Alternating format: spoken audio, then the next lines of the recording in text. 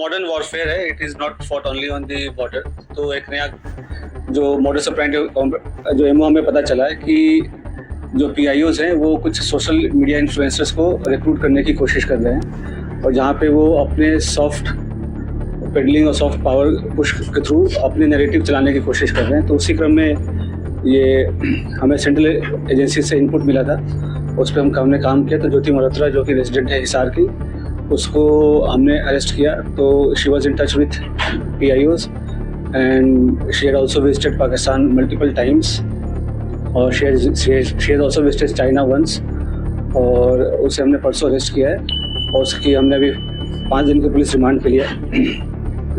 तो उसमें जैसे उसकी पूछताछ चल रही है, जो इन्वेस्टिगेशन है वो चल रहा है अभी, और जो उसके फाइनेंशियल ट्रांजैक्शन है उसको हम एनालाइज कर रहे हैं। जो भी उनके ट्रैवल डिटेल्स हैं, कहाँ कहाँ गए हैं, किस किस से मिले हैं, वो सब एनालाइज कर रहे हैं। We are in touch with central agencies, और उनके कोऑर्डिनेशन के साथ हम इसको काफ़ी गंभीरता से इसकी हम अनुसंधान कर रहे हैं। Conflict, she was in touch with the पीआईओज, ठीक है। तो जो पर्सनल नॉन ग्रेटा जिसको डिक्लेयर कर दिया गया था, ड्यूरिंग द कॉन्फ्लिक्ट वो she was in touch, but she did not have any direct access as such with any very important direct access नहीं था उसके पास किसी मिलिट्री या डिफेंस के इंफॉर्मेशन को लेके, जो हम इस स्टेज पे कहीं कि उसने उसको दिया है।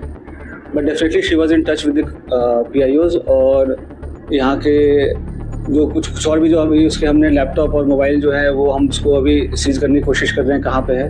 और वंस वी सीज इट और उसका हम फोरेंसिक एनालिसिस करेंगे तो उससे भी काफ़ी सारी चीज़ें क्लियर होंगी कि क्या क्या इन्फॉर्मेशन उन्होंने एक्सचेंज किया है।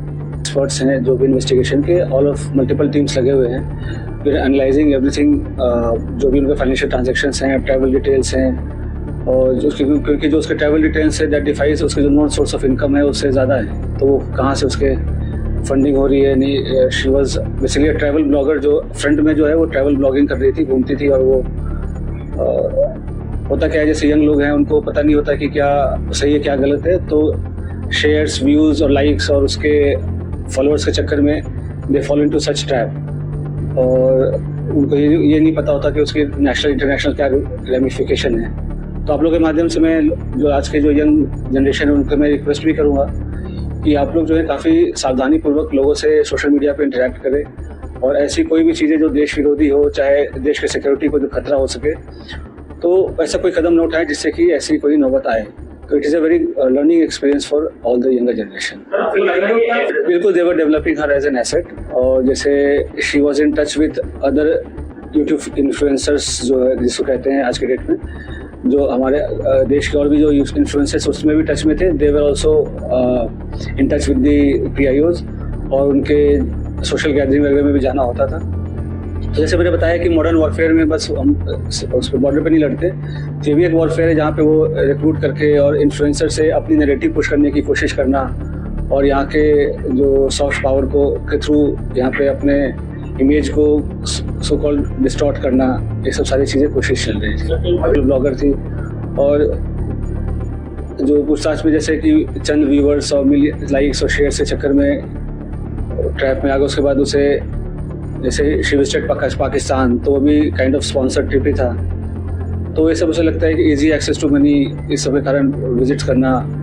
उसमें आप देखेंगे सोशल मीडिया पे वीडियोस वगैरह भी है जहाँ पे शी इज़ रिक्वेस्टिंग कि मुझे चाइना जाना है, वीज़ा हमें दे दो, इस टाइप की चीज़ें। तो जैसे बताया कि लोगों को पता नहीं होता है कब वो किस गलत राह पे चल पड़ते हैं, क्या उसका असल एम क्या है, उसका रिपरकशन क्या है, और लोग कैसे उनको मिसयूज़ कर रहे हैं। और पढ़े लिखे होने के बावजूद भी अगर आप ऐसे, खास करके जब जो कंट्री है वो वॉर लाइक सिचुएशन में है, तो आप इन्फॉर्मेशन शेयर करेंगे तो कोई छोटी आपको इन्फॉर्मल लग रही हो या छोटी इन्फॉर्मेशन लग रही हो, बट सामने वाले के लिए बहुत मेजर इन्फॉर्मेशन होगी। तो इस हिसाब से उनको शेयर नहीं करना चाहिए, और किया है तो ये काफ़ी गलत है। अभी वो पूछताछ चल रहा है। पहलगाम हमले के पहले बिल्कुल गई थी, उसके पहले वो मतलब उसके आसपास वो पाकिस्तान भी गई थी। तो इसमें आपस में क्या लिंकेजेस हैं वो हम स्टैब्लिश कर रहे हैं, क्योंकि सोशल मीडिया पे काफ़ी कुछ मैं देख रहा हूँ, काफ़ी चैटर चल रहा है। तो मेरा प्रेस कॉन्फ्रेंस करने का भी मेन उद्देश्य यही था कि जितना ऑफिशियल ब्रीफिंग में बताया जाए उसे ही माना जाए, उसके अलावा जो र्यूमर्स है उसको डिस्प्रेस करने के लिए। तो अभी तक कोई डायरेक्ट इनके पास ऐसा एक्सेस नहीं था किसी की सेंसिटिव इन्फॉर्मेशन को लेकर, बट हिसार डेफिनेटली एक स्ट्रैटेजिक लोकेशन है और यहाँ पे टच में रहना PIOs ये बिल्कुल क्या कहते हैं खतरे की घंटी बजने वाली है। और जैसे मैंने बताया कि कोई भी इन्फॉर्मेशन जो शेयर किया हो, छोटी या बड़ी, ड्यूरिंग द कॉन्फ्लिक्ट, मतलब उनको छोटी लगती हो या हमें छोटी लगती हो, बट एक्चुअली होता नहीं है। तो सभी एंगल से इसकी हम जांच कर रहे हैं। और जैसे मैंने बताया कि और भी इन्फ्लुएंसर्स टच में थे जो इनके PIOs के साथ, और फिर इसमें जैसे पाकिस्तान विजिट करके कुछ हाई प्रोफाइल लोगों से मुलाकात भी हुई है इसकी। तो क्यों मुलाकात हुई, क्या इन्फॉर्मेशन शेयर किया, वो सारी चीज़ें पूछताछ चल रही है। मतलब ऑल्दो ये अरेस्ट तो अभी 2 दिन पहले हुई है, बट ये इंटेलिजेंस एजेंसीज के रडार पे काफ़ी दिन से थी। तो इसके जो भी इसके जो ट्रैवल्स हैं वो सबसे सारी चीज़ें मॉनिटर हो रही थी, तो उससे तभी ये अरेस्ट हुआ है। तो सारी चीज़ें अब इन्वेस्टिगेशन हम करेंगे, उसका क्या इंडिविजुअल रोल रहा है किसमें, और कौन सा कंट्री क्यों विजिट किए, तो सारी चीज़ें हमें पता चल जाएंगी। हमें 2-3 जैसे मैं बोल रहा हूँ इन्वेस्टिगेशन का विषय है। जो भी इंडियन साइड पे जो भी और भी किसमें कॉन्टैक्ट में थे और कौन उसको मदद कर रहा था, किसने इंट्रोड्यूस कराया या कैसे डायरेक्ट ये टच में आए PIOs से, चाहे पाकिस्तान एम्बेसी से, इन सब पे हम अभी गहनता से इसका अनुसंधान कर रहे हैं। बिल्कुल, जैसे कि सोशल मीडिया अकाउंट सभी तो हम उसको एनालाइज कर रहे हैं, सारे वीडियोस वगैरह जो हमारी टीम है, एक्सपर्ट की टीम है साइबर की, तो एक्सपर्ट सारे वीडियोस को एनालाइज कर रहे हैं। उससे भी कुछ इंपॉर्टेंट क्लूज हैं वो हम ढूंढ रहे हैं, सो दैट कि हमारे इंट्रोगेशन को